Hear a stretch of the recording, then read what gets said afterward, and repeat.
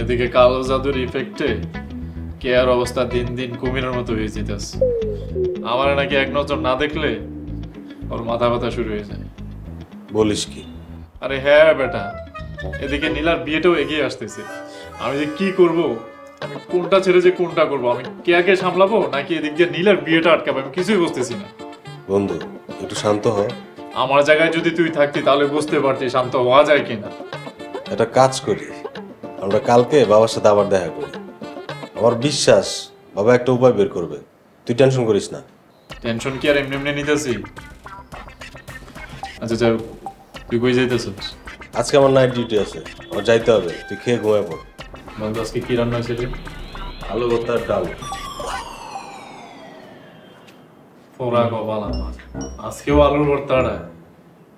এই জরিনার জন্য মনে হইতেছে না খেয়ে মরতে হবে। বাবা তুমি আমার কি জাদু করলা রে বাবা।